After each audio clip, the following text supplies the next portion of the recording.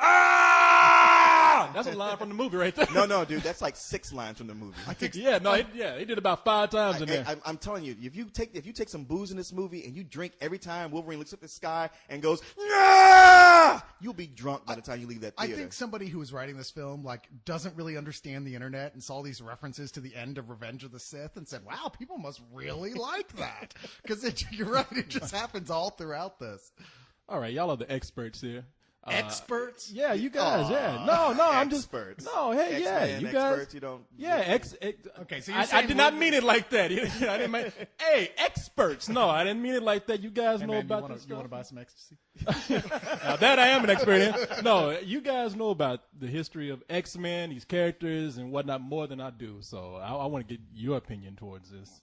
Well, you want to set it up for what it is? Or you think just saying like, look, this is the origin of Wolverine, where he was before, how he got to go from Logan to Wolverine to joining the X-Men. I don't even want to go into detail about what it's about. I'll let one of you guys do it. We did. It's called the last 3-hour League of Extremely Ordinary Gentlemen. We're not going to go there again. Suffice it to say, this skips lightly through certain things that supposedly has happened to Logan during his comics career. Jumps around as is convenient to the script, which really, I think Carlisle said it best to me during the theater. He said, this is a Steven Seagal film, and that's all it is. Yeah, I'll try. You tell me if I got this wrong now. Okay. Maybe it is because actually, you know what? We know the history so well. It'd be interesting to hear it from a layman's point of view. Somebody who's coming cold, only watched the movie. What did you think? How would you sum it up? And we can do those sounds. Okay, all right. like I'm strapped to an electric chair, and you just shock me when I get it wrong. No, okay. For what I got from this now, me not being as immersed in this as you guys are. Wolverine, when he comes into the first X-Men movie, he doesn't really know too much about his history. So this goes through and explains what that's about. It explains how old he is, for one thing. Right. It explains how he got his adamantium skeleton. Right. It explains why, for one thing, he is screaming "ah" through the whole movie, because we learn that he's actually lost a lot and has learned not to trust people.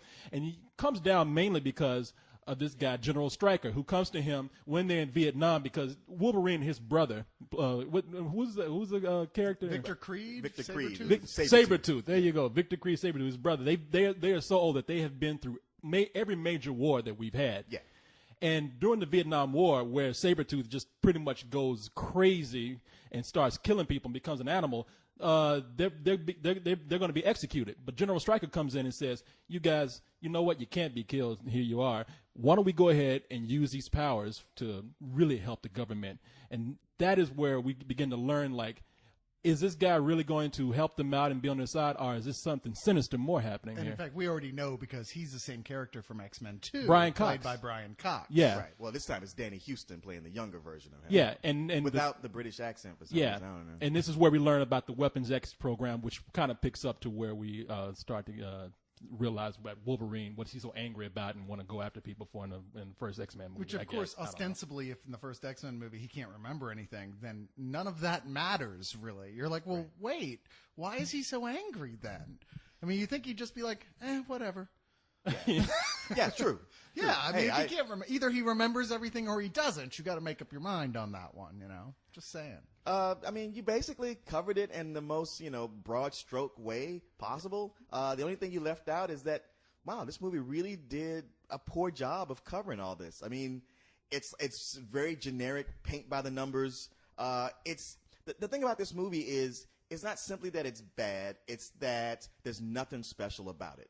If you say it's a Steven Seagal movie, yeah, it almost is. It's just like there's some scene with some powers, some acrobatics, some fighting, and yet nothing that we haven't seen before done way better than this. And there's no feeling for the characters. That's the one thing about Wolverine was he came with the shroud of mystery. Yeah. What's this guy about? And then once they lay it all out and show you, you're like, oh.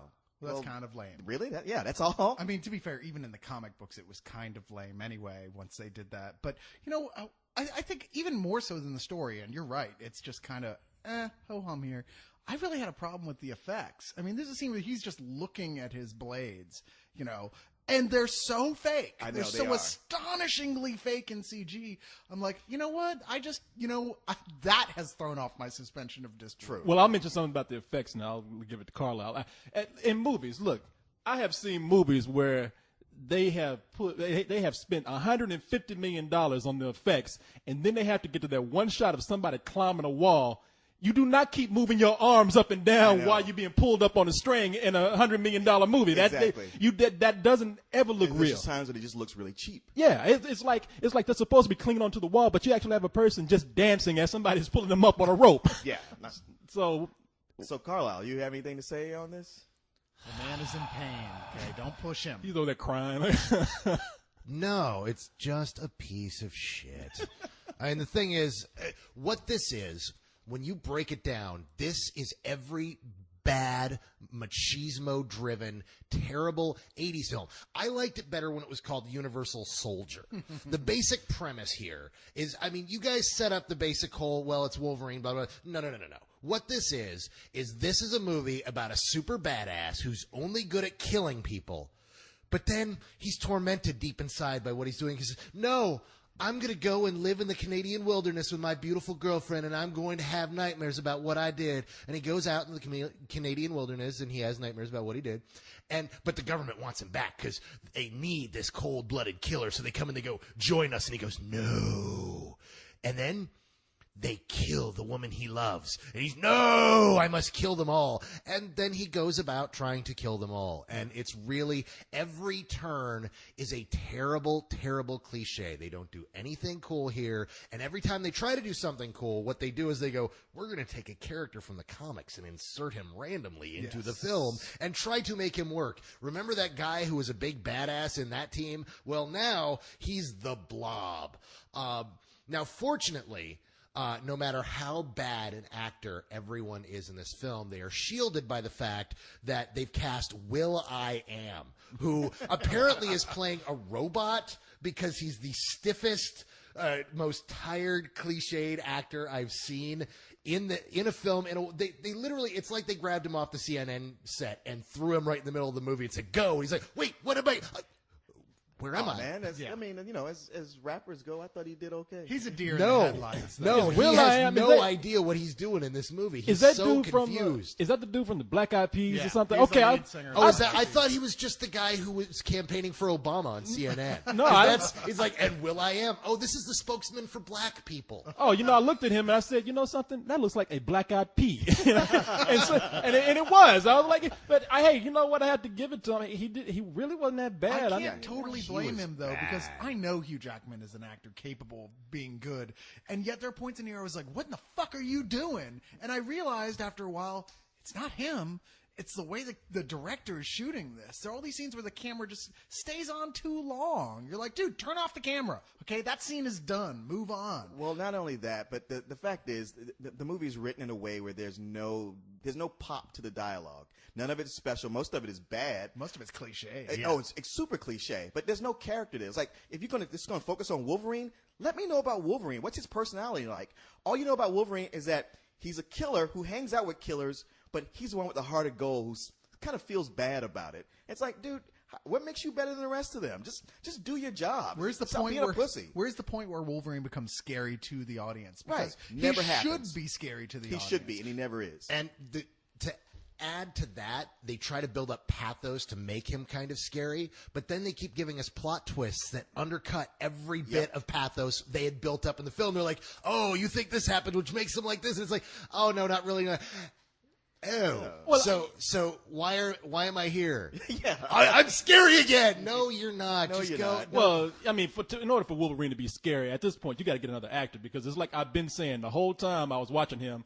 I'm thinking about him dancing at the Academy Awards. That ruined it. Yeah, no, I'm thinking of him pulling out those claws and right he was about to stab somebody. Like, hello, my baby. Hello, my darling. I'm like, no, man. I mean, that is one of those things. When you see him do the Oscars, it's hard to go back to that, even though he was so effective as Wolverine in those first, 3 movies. But to me, a lot of what undercuts this is like, it's all about killing. It's about stabbing people with blades. You got a character with claws. You got him with his metal blades. You got another character with blades. All this stabbing hardly any blood. Yeah, this is one and of these- when you stab somebody and no blood comes out, it's just not real. This is one of these things where people are complaining lately. A lot of movies they feel should be R are being released as PG-13. And I'm like, a lot of them like, okay, so what? I mean, when you go back and watch Terminator 2 now, you're like, well, that's pretty much PG-13 movie by today's standards. Sure. So big deal if the new one is, right? This needed to be R. A Wolverine story, this guy's power is to cut people to pieces. Now you know that's not going to happen. I'm Now, just saying. Okay. You know. If all that wasn't bad enough, how do you kill a Wolverine with adamantium fucking I know, bullets? I know. Let's ignore the fact that the laws of physics. I know. They've already told us that once you melt this stuff down, you cannot ever heat it up and melt it again. Yes. You have to. It hardens to a point. So forget the fact that the laws of physics say that an adamantium bullet shouldn't exist at all.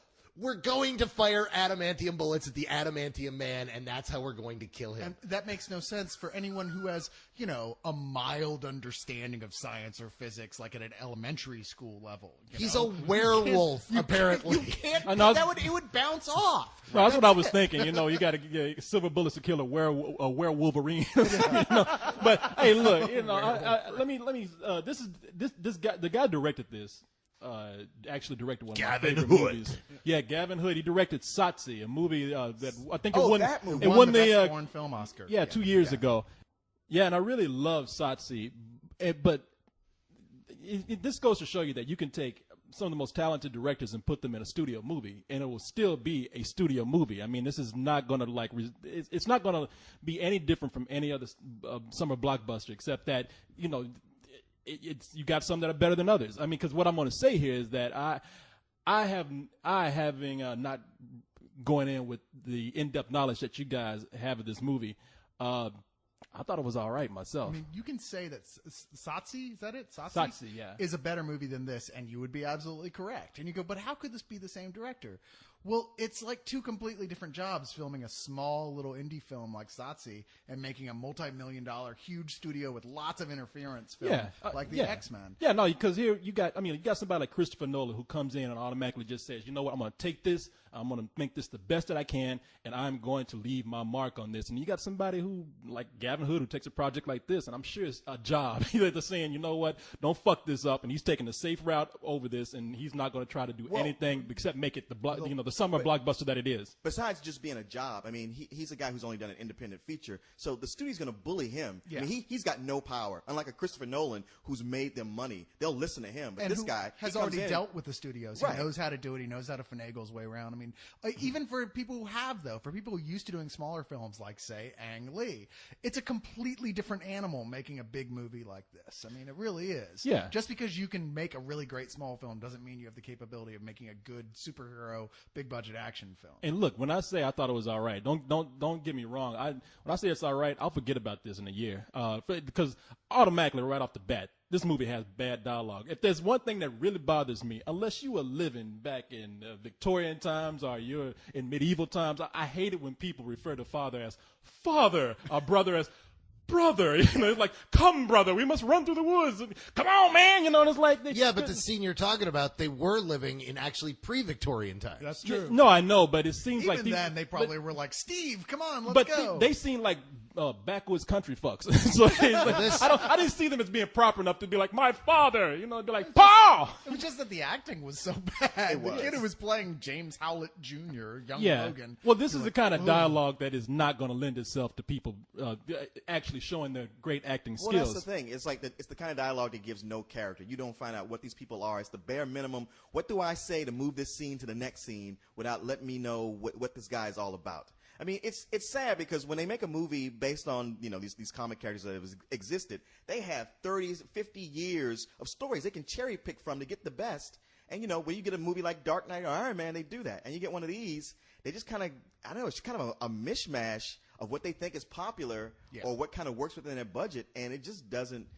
It never clicks. You mentioned, that you're going to forget it. That's how I felt about this movie. It's like, I'm glad we're recording it tonight because by Saturday, I won't remember it at all. Dude, this is a TNT comic movies for guys who like comic movies. Like Black Scorpion or something Yeah, like it's that. really, really just everything about this movie's bad. There isn't a single element that we have talked about that. We were like, you know what? That was bad, but this was good. There's nothing good here. The action scenes were actually boring me to tears. I thought I was going to fall asleep. I almost nodded off. I never nod off in films, and I was really starting to lose it there during these action scenes because there was no heart to this movie. There was no resonance, and there was nothing interesting happening throughout the film. Well, there was a little bit of heart when he got when he started living with Clark Kent's parents. For yeah. 20 seconds? Yeah. Yeah. But, I think I was hoping at the very least, once they got to Deadpool, the character I was actually kind of interested to see how they did here with Ryan Reynolds. I'd be like, okay, well, at least that's a cool setup to a Deadpool movie. But as near as I can tell, much like everything else with this movie, it's like they read one comic book with the character and said, yeah, I mean, I guess it's a good idea, but really I just want to use the name and we can get Ryan Reynolds if we do. Okay. And that's about it. Other than that, he has nothing in common with the Deadpool character. See, I mean, it's one of those things for me where normally I'd be like, I can let it slide. But you don't hire a guy like Ryan Reynolds who's like not only physical, but has a great sense of humor and can deliver comic lines and then don't write anything for him. Yeah. No, you don't make a character that talks constantly and give it to someone great like Ryan Reynolds and then sew his fucking mouth shut the second time he shows up. His name is actually Deadpool the Merc with the mouth in the comics, and they removed his mouth. I know.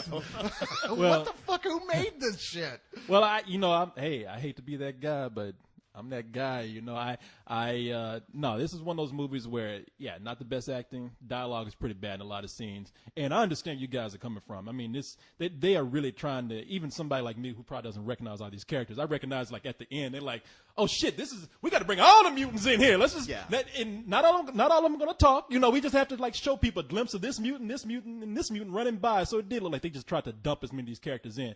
However, I would have to say that I myself was never really bored. I thought the movie moved at a good pace. There are like a lot of action scenes in there that I did like, and there's some special effects scenes that I liked in there. The acting wasn't all that great. Like I said, that's because of the dialogue a lot of times, I think. Because there are moments I did like Liev Schreiber. When I was rolling my eyes at the beginning, I was like, I kind of like him in this. There were times I thought Wolverine, Hugh Jackman had a good line or two. Ryan Reynolds is pretty much perfect for this character, Deadpool, and he gets to do that for about 5 minutes in the movie. But you're right, later on they kind of throw him away. But he was good in that part. And Danny Houston, certain parts where he was menacing, certain parts where he was not. Like I said, this is a typical summer blockbuster to me. I will not remember this in a year. I see it just like that summer where I mentioned like everything like Pirates of the Caribbean, Shrek, Spider-Man 3. I gave all those matinees because I was like, go see it if you need to see it. It looks pretty if nothing else. That's the way I feel about this. See, I'm going to be like Wolverine with this movie where I'm just not going to remember it. I'm going to need Professor Xavier to bring it back to me. To me, you know what? I'm not going to get hung up on how much it was like the comic, but I will say, if you're a fan of the comic, especially if you're a fan of Deadpool, you're probably going to be pissed off. Yeah, you're going to hate it. How much they take a big shit on it. But then, like, not judging it as a comic, just as an action movie, it's really dull and generic, and there's nothing to recommend about it. I agree with Carlisle for the most part. I would personally, like, if I'm going to rate this movie, I'm giving it like a really low matinee that's just skating the top of some old bullshit. Wow. Just icing on the cake of bullshit. You mean a rental? God damn it, I keep doing that. You do. Apparently, we only have 3 ratings. I was going to say. I'm sorry, a low rental is what I meant. I couldn't decide. I'm like going, okay, I accept that I am biased to some level by knowing the comic books. But at the same time, I'm trying to think about just the movie itself and think of anything in it that was of quality, and I can't think of a single thing I liked about this movie. Nothing. I mean, I would say it's a low rental only because I know that even if everyone I know was saying this to me, I'd still rent it because it's a comic book movie. Hell, sure. I paid to rent Elektra, for Christ's sakes. But it's better than that. But even then, I can't do that because it's just not worth it. Yeah, I'm not going to rent The Spirit. You turning red right now. I'm not going to rent The Spirit, and I'd say don't rent this either. Wow. So this is some old bullshit. You look like a lobster. I'm just a big guy. No, that's his mutant power. Yeah. Lobster power. It's not really that useful. Some old bullshit. This is just crap, dude. There's nothing here. I mean, it doesn't anger me. I'm not upset. I mean, after X-Men 3 got all the rage out, and it's like, look, I don't expect this movie to be good. Oh, look, this movie actually wasn't good. There's not a single thing I liked. I hope to God they don't make a Deadpool movie because it means it's going to be the same fucking people that made this movie making that movie. So I don't want to see a Fox Deadpool movie. That doesn't mean to say I don't want to see Ryan Reynolds play Deadpool. I just don't want to see a Fox Deadpool movie. This movie is just total, complete, unbridled shit. It doesn't need to exist. Damn, unbridled shit. Unbridled shit. You can't even ride that piece of You shit. cannot ride this piece of shit anywhere because it has no momentum. You can try, but it will buck you. I can see you on a big piece of shit. Yeah, come on. It ain't going nowhere. It look a lot like this movie. What about, you didn't say what your rating was, did you? Harsh. Oh, yeah, no, it's a low matinee for me. Low matinee. All right. Hey, Well, that's what he gave X3. oh, that's true. That is. It what- is. I liked X3 better than I this. did too. X3 was next. Citizen Kane next to this. You know what? It's I'm Charles Foster Wolverine. Rosebud was my last person I killed. But we didn't even talk about the Clue endings thing. Did you know about this? Yeah, Carla and I had talked about this. Where look, people, they tell you to wait till after the movie. Oh, did they? That's why y'all stayed in That's there? why we Yeah. stayed. They say, hey, you got to stay till after the movie because they got like a minute-long clip of a special scene. And the way I'm looking at it, I thought like the Hulk was going to come in and pretty much Right. have sex with Wolverine or something. I mean, it was like, nah, I don't want to spoil it, but let me just say you can go to a bar and see exactly what we Well, saw. this was in our only scene. one of several different. But I heard things. we got the bad one. Is there a good one? I don't know. I don't Why you know. gonna fuck people like the one- that? You know? You know the one we got the outtake from Kill Bill. That's what we fucking got. Are you sure we didn't get the outtake from this movie where Hugh Jackman was just taking a drink? Yeah, I was gonna say, to me, it looked like the end of Tree's Lounge. All this wanted to do was insinuate. Guess what? Would you like to see Wolverine in Japan? Huh? Like the famous miniseries? Oh, is that what it is? That's Yeah, just that's- because that's he's what they were in doing. Japan. and That's it, what you the know. mini. Oh, wait a minute. See, that don't even mean shit to me. I don't know nothing about that. I'm sitting up there thinking, I'm looking at Hugh Jackman just have a drink. Hey, you know, I don't want to ruin it for people, but that's bullshit, man. supposedly- Now, the what do you big think one- about that low matinee you gave it a second ago? No, okay. I will give. I will give this movie a low matinee. I give that little tacked on ending a fuck you with iron claws. So maybe you want to give it a high rental, maybe? No, it doesn't speak because it's my fault. You know what? I give myself bullshit for not having sense enough to walk the fuck out that theater. That's my fault right there. Fuck my thoughts. You know, supposedly the best ending is one where they show Deadpool being put back together. But I'm like, That wow, sounds that stupid. sounds like the worst ending. To Yeah. Why would you? See, that's what I look. I don't know that much about Deadpool, but I know that everybody loves his character. Okay, I don't want to ruin anything. Never No, mind. but that brings me back to something. The whole thing of putting characters back together. Like when Wolverine and Sabretooth are fighting each other, how can you have any kind of emotion about it when all these guys do is heal? It's like, I'm going to stab you, you stab me, but I'm just going to heal and keep on fighting you. Yeah. There's nothing at stake here. They're Because- irritating each other. That's Yeah, about exactly. it. Because, like in a video game, they have that one weak spot that they haven't discovered yet. But once they hit it, Oh my God! boom, they explode. That big showdown the two of them had with Deadpool, was that a video game or what? Oh, well, through the whole movie. Well, the whole there's movie's stuff a like video that. game. Come on. I mean, it's funny because they steal a lot of famous lines from the comic, but they're so out of context from where they took place in the comic, where they actually meant something that you're like, yeah. And there's a big insinuation that he's going to cut Sabretooth's head off, which is from a famous line in the comic.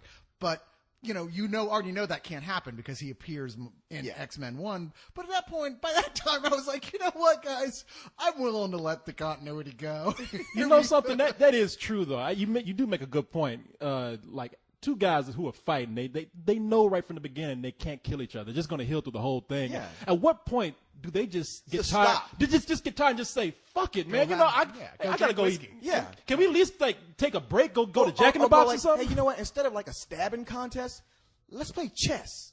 Because I bet I can beat you at that. Yeah, Oh, well, you think hey, so, now hold- huh, runt? Now hold on.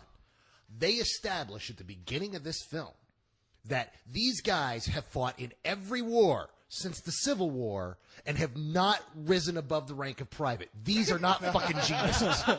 Every fucking war, they're jumping out of fucking boats. They're running across, big fucking ditches. These are not brainiacs, okay? These guys were not going to cure cancer. They are two redneck dumb fucks who are going to beat the shit out of each other over and over again throughout history. Now, if you guys want to answer me something, riddle me fucking this, Batman. What the hell was Scott Summers doing in this fucking movie? Very good question. Nothing. White Queen? Yeah.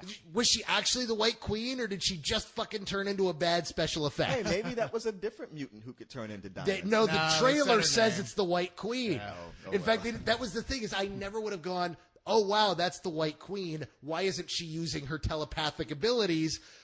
Because in the fucking trailer, it says, and the White Queen. Yeah. Really? What's odd about it here, too, is there's so much stuff like that that's like, well, that's not going to mean anything to you unless you've really read all these comics. Right. And yet, it's so badly done and so out of context and so terribly told that anyone who's actually read the comics is going to freak the fuck out. Yeah. Like you are right now. Like I am right now. You got steam coming out your ears. I'm going to explode blood on you in a second here. My head blows up. I'm so pissed off. This Fuck is- this movie. You know what? Fine. Fuck this movie. That's it. Fuck it. You giving it? I'm giving it a fuck this movie. Yeah, we went on long enough for him to just go as low as fuck you. I hate this movie.